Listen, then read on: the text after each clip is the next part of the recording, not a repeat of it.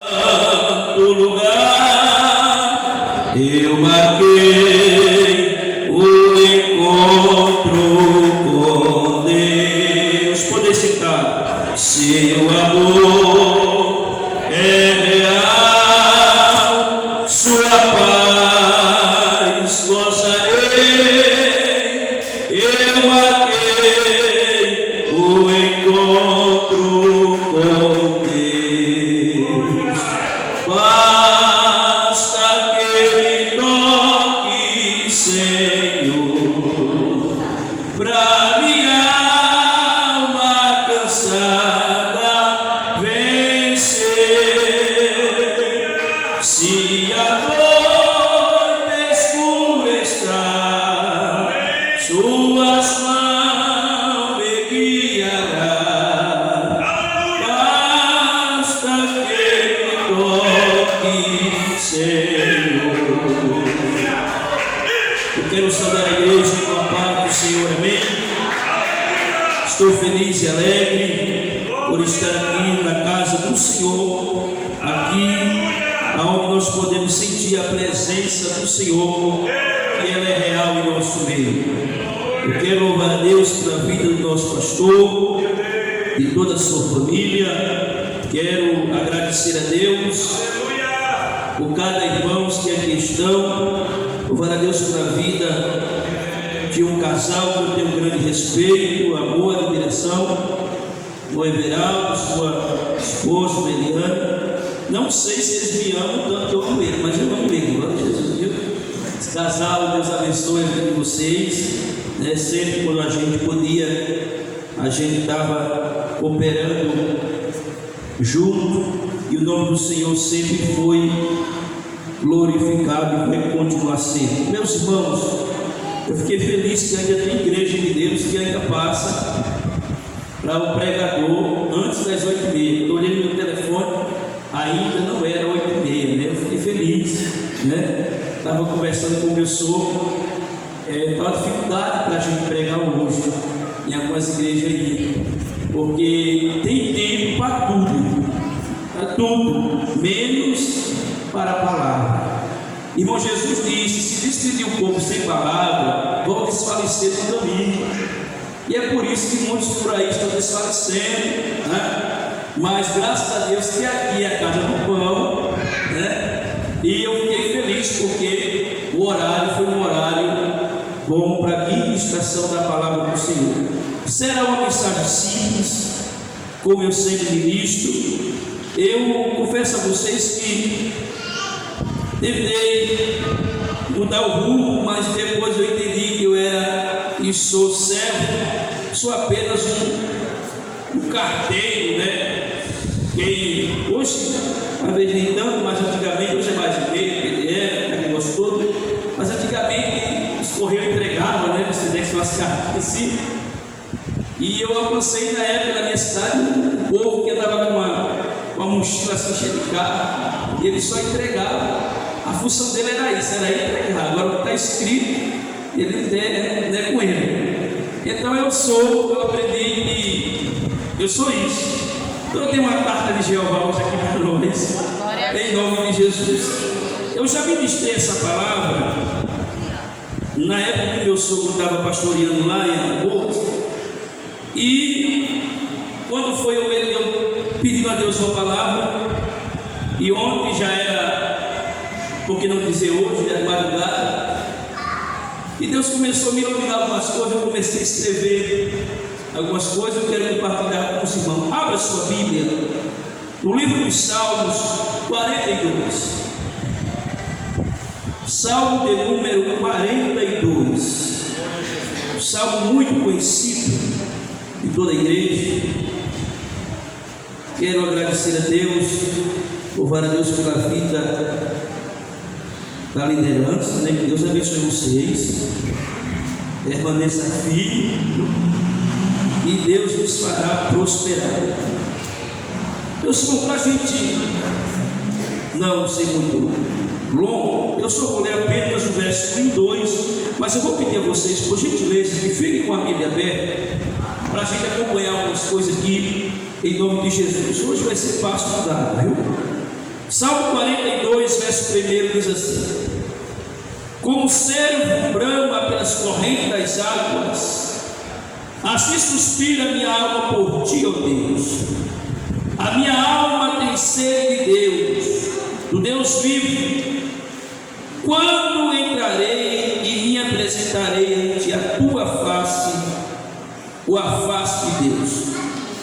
Repita-se comigo: quando entrarei e me apresentarei ante a face de Deus. Podeis citar em nome de Jesus. Meus irmãos, todos nós sabemos que este salmo é um salmo dos filhos de Coré, ou Corá, como queira. E algo me chamou a atenção. Eu confesso para vocês que eu já tinha meditado nesse salmo, mas não estava com essa visão, porque Deus dá quando Ele quer. E algumas coisas me chamou a atenção neste salmo. A situação que o salmista estava vivendo. E é interessante que existe uma coisa no ser humano, há uma necessidade que é mais rigorosa do que a fome, é a sede. Esse dia eu falei em um trabalho que eu fui ministrar sobre fome, na história de Isaac, quando veio a fome sobre aquela terra. Mas o salmista aqui fala que existe algo que é mais rigoroso do que a fome, é a sede. Se você tiver água, você ainda dá conta caminhar, dá conta viver. Mas sem água você não consegue. Então, algo nos chama a atenção neste salmo, que é a sede da alma do salmista. E aqui a gente vê que o salmista ele expressa um desejo por Deus, assim como a corça, assim como o cervo almeja a água. Ele diz: a minha alma tem sede de Deus. E ele diz que a sede que ele tem é uma sede muito profunda. Só para a introdução, eu quero acompanhar com vocês os versículos e depois eu vou entrar no principal desta noite. Outra coisa que me chama a atenção, no Salmo, o verso 3, se você olhar comigo, e o verso 4, o salmista diz assim: as minhas lágrimas servem-me de mantimento de dia e de noite, porquanto me dizem constantemente: onde está o teu Deus? Acompanhe comigo na Bíblia para você entender o que Deus quer falar. Aí depois o salmista diz assim: quando me lembro disto, dentro de mim derrama minha alma, pois eu, presta atenção, pois eu havia ido com a multidão, fui com eles à casa do Senhor. Aí eu pergunto para vocês: a memória do salmista aqui é passada ou não? Ele eu fui, aleluia. O que a gente vê aqui é a dor que o salmista expressa por estar longe do templo. Preste atenção aqui: por estar longe do templo, por estar longe da igreja, por estar longe da presença de Deus. E o salmista diz assim: a minha alma tem sede. Irmão, eu confesso, pastor Ademilson, que quando eu estava meditando isso aqui, sem hipocrisia nenhuma, sem demagogia nenhuma, igreja, os meus olhos se encheram de lágrima, porque o salmista ele diz assim: pastor, eu sinto sede de estar na igreja, aleluia, eu sinto sede da presença de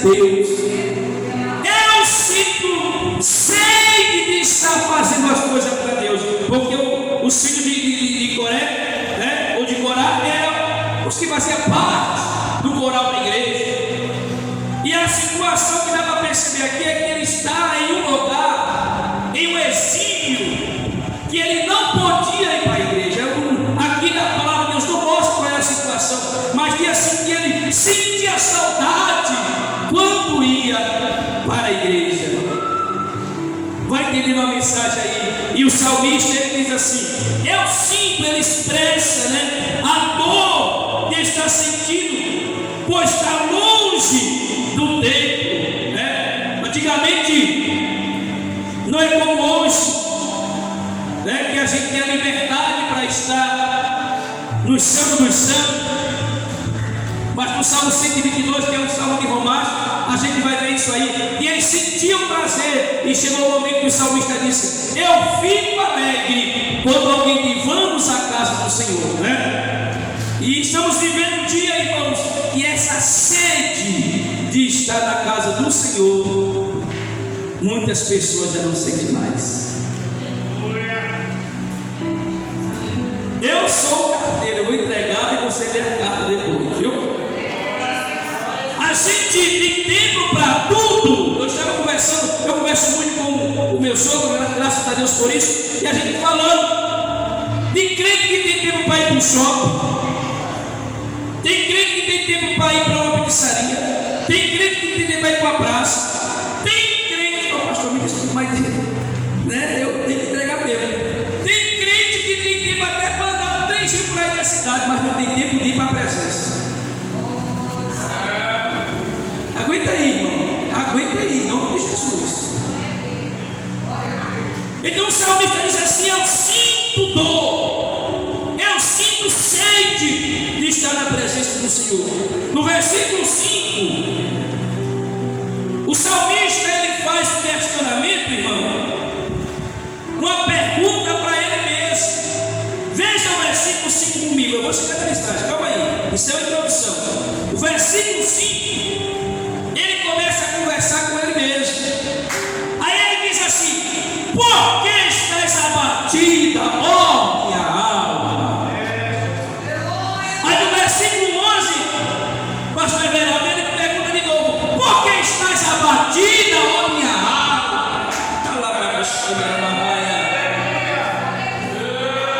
E quando eu estava meditando isso aqui, algo veio ao meu coração. Mas por que o salmista estava abatido, pastor Josivar? Sabe por quê? Porque ele estava longe da presença. Aleluia. Crente longe da presença só vive abatido. Você já sentiu esse momento de você orar? Eu já fiz essa oração. Aquela prova que você conversa com você mesmo. Já teve momento de eu falar assim: demônio, o que está acontecendo com você? Aleluia. E o salmista ele diz assim: por que estás abatida, minha alma? Né? Ele faz uma confissão, mas também ele chega, conversa com a sua alma, e ele diz assim: alma. No versículo 5 ele diz: espera, pois espera em Deus, pois ainda o louvarei na salvação da sua presença. No verso 11 ele também fala: espera em Deus, minha alma. Ei, por que você está tão inquieto?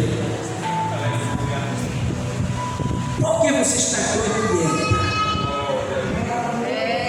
Por que essa inquietação da alma? Ei, corre para a fonte de água viva. Não precisa se preocupar. Irmão, estamos vivendo um tempo de almas inquietas, alma insatisfeita. E o salmista vai nos provar aqui que a única forma da nossa alma ficar quieta, ficar calma, é esperando em Deus. Eu quero que nesta noite você saia daqui falando para a sua alma: se aquiete, Deus está no controle. Olha, irmão, deixa eu falar uma coisa para vocês. Pense numa coisa boa, é a gente falar o Salmo 46 dele em cima do público ou para alguém. Precisamos usar este salmo para a nossa alma e dizer: aquieta-te, alma.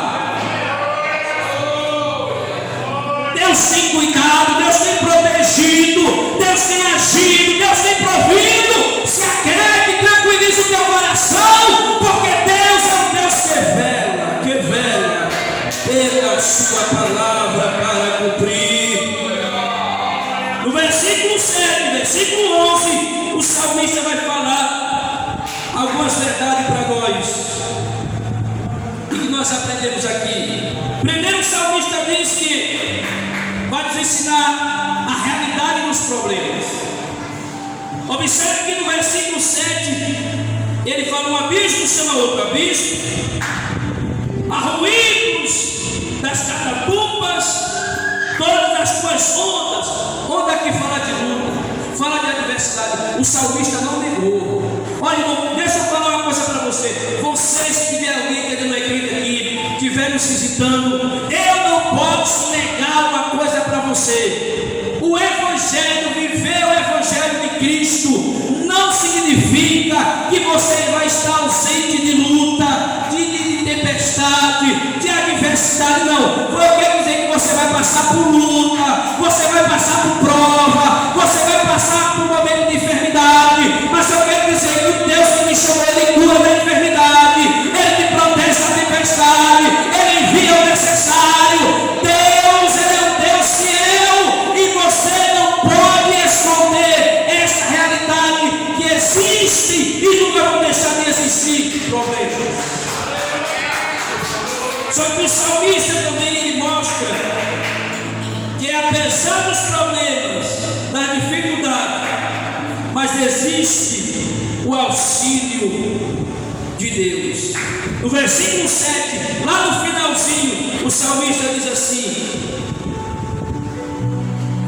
veja comigo, no versículo 8: contudo, o Senhor mandará de dia a sua misericórdia. Diga assim comigo: não vai faltar luta. Diga: não vai faltar luta, não vai faltar tempestade, mas também não vai faltar misericórdia de Deus. Olha, irmão, eu vou falar um negócio para vocês aqui, que a gente vê nesse início de ano aí muita coisa, né? Muitas palavras assim bonitas, né? Mas eu quero dizer para vocês, irmão, olha, só porque estamos em 2026 não significa que vai ter luta. Vai ter luta, irmão. Não podemos negar essa realidade, irmão. Vai ter luta, vai ter tempestade, mas também tem misericórdia de Deus. Aleluia. A palavra de Deus diz misericórdia. O salmista diz: misericórdia me seguirão todos os dias da minha vida, e habitarei na casa do Senhor por longos dias. Receba a misericórdia de Deus aí, receba a graça de Deus aí, receba refrigério de Deus aí, receba ânimo na tua alma.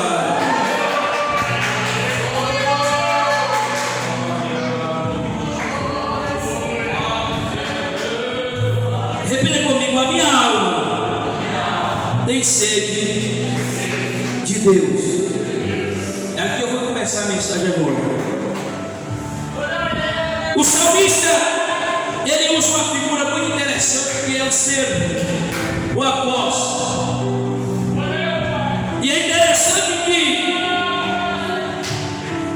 a costa, quando ela está com sede, ela não procura qualquer água, qualquer lugar para beber. Ela quer água corrente, água limpa. Abriu parênteses aqui. Tem muitas pessoas por aí bebendo água de todo lugar. Isso é um ensino doutrinário, né? Irmão, coça, só bebe água, só banha, só bebe água. limpa. E o salmista,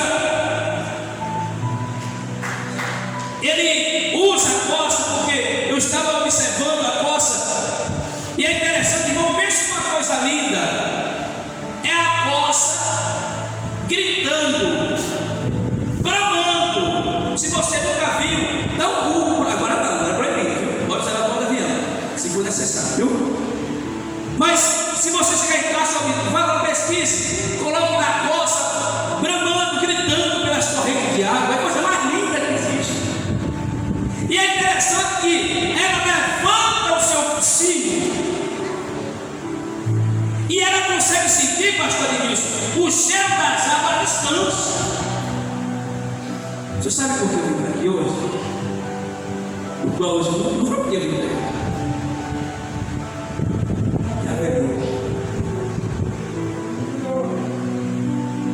Sabe por que você veio aqui hoje? Pensa comigo, irmão, vamos ser sinceros, com os olhos humanos, não teria tanto lugar melhor para a gente hoje, para nos satisfazer a nossa carne? Sim ou não? Mas por que a gente veio para cá? Porque a nossa alma se puxou da água. Agora, é interessante que, agora vai começar a mensagem. Quando a coça ela começa a sentir sede, o seu corpo, pastor Everaldo, começa a ressecar. No momento, pastor Deus, que o corpo dela começa a ressecar, ela começa, a igreja, soltar um mau odor, um cheiro, um odor forte. E esse odor forte dela chama a atenção dos predadores. Principalmente Biano. E a Bíblia diz que ele está rugindo por aí. Então, aonde os leões estiverem, as pretas estiverem, as hienas estiverem, todo bicho aí, carnívoro tiver, sentir o cheiro, aí eles deduzem, é coça. Se está chegando o odor dela, ela está com sede. Sem sede, ela não aguenta correr, ela não aguenta caminhar, ela não vai muito longe. Entenda a mensagem aí? Entenda a mensagem? Água aqui representa quem? Água aqui representa quem? Lá no final eu vou falar para vocês. Jesus, eu sou a fonte da água da vida. Quem tem sede, venha. Oi, você está entendendo a mensagem? Se banha nesta noite. Se banha. Se banha nesta noite, irmão. Entenda a mensagem. Se banha. Porque o leão está aí. Os predadores estão aí. Já estão sentindo o cheiro. E você não está mais orando. Você não está mais jejuando. Você não está vendo culto de doutrina. Você não está vendo escola dominical. Você não está vendo ensaiar. E o cheiro está rolando. E o predador está de olho.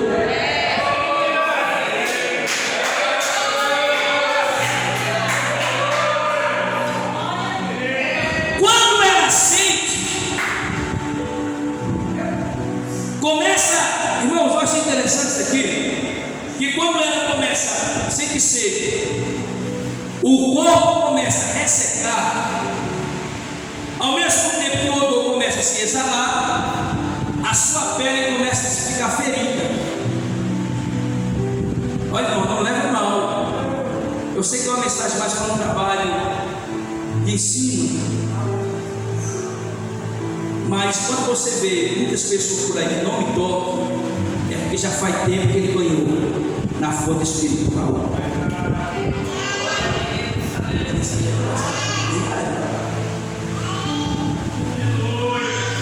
Irmãos, eu já trabalhei com crente que se colocar no conjunto ele não dá certo, se colocar na porta ele não dá certo, se colocar no altar ele não dá certo. Irmão, o que a gente tem que fazer é deixar ele de molho na água do Espírito, para ele voltar a reativar as células mortas, cicatrizar para depois começar as atividades.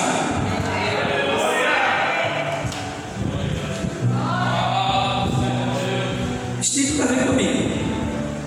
Quando ela vai, encontra a corrente de água, aí vem Ezequiel 47, assim. Ela encontra, irmão, ela não fica na beira do rio, na beira do riacho, na beira da fonte.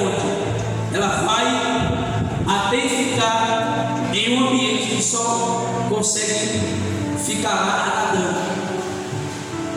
Isso fala, irmão, de nível espiritual. Observe lá em Ezequiel 47, você tem graça. A água deu na onde? No tornozelo. Mas não tem gente na igreja que é acostumado com água no tornozelo.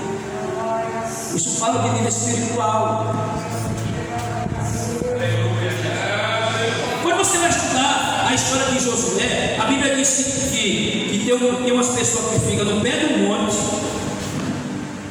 outros vai até a metade, mas tem que vai até em cima do monte. Fala de nível espiritual. Se ela ficar na beira com água nos tornozelos,